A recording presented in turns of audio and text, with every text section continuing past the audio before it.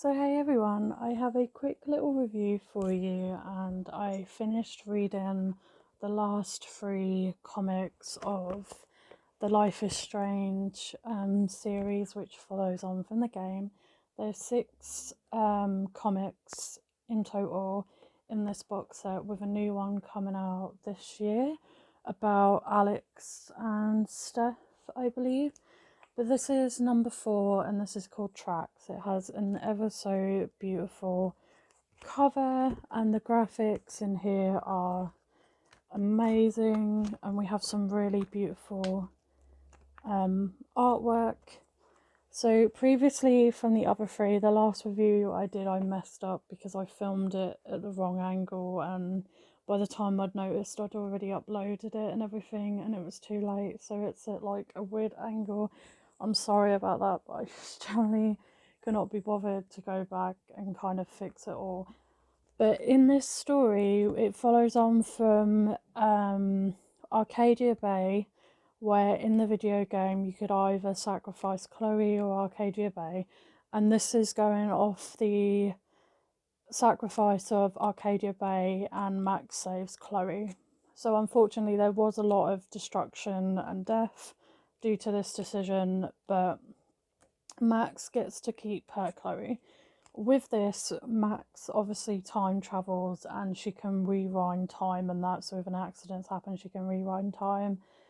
So the accident never happened at all, which is kind of weird and kind of cool. She spent 2 years in the universe with Chloe, Max, and Rachel, and obviously in the original timeline, there's Chloe and Max, but there's not Rachel due to what Mr. Jefferson did. So I will read you the back. Trapped in a reality that is not her own, Max Caulfield needs to find a way to return to her original timeline. Max must follow her connection with Chloe across infinite realities and from one coast to another, as she embarks on a road trip in multiple lifetimes. So yeah, so as I say, it's a really nice little comic, and basically we follow Chloe and Max, where they both go on a road trip in their timelines, which eventually will lead to Max getting home. But we have the beautiful graphic, and obviously Max and Chloe in the original timeline are in love in this series, as I think in the game they were kind of friends and Chloe was in love with Rachel. So yeah, it's such really cool graphics.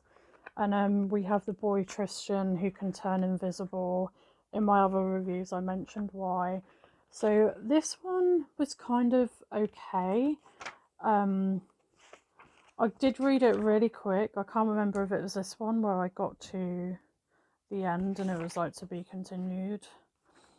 But we also find out that Trixie has a new power as well. So Tristan's got like a superpower of turning invisible.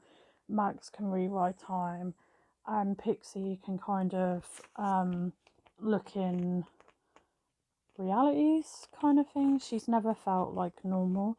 But in this book we follow where Tristan finally manages to see Max, and the minivan crashes, which Max realised was a massive mistake to rewind time, because obviously Tristan was there to try and get back after he got stuck in the reality with the original Chloe. So yeah, so he got back in that timeline, and he's managed to speak to the original Chloe, which Chloe is so happy about because she's been trying and missing Max for 2 whole years.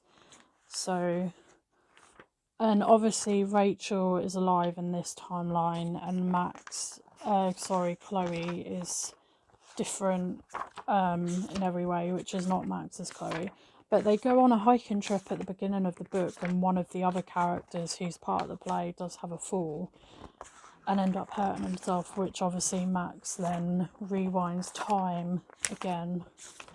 And Tristan, obviously at the beginning of the book, Tristan is like talking to Chloe, saying how Chloe how Max misses his Chloe and stuff like that. So yeah, if you're a Life is Strange fan, you will definitely 100% love these comics. I'm so sorry, I've just spent most of this review flipping through pages, but yeah, that was a summary of Life is Strange tracks. I really love it. Such a beautiful edition.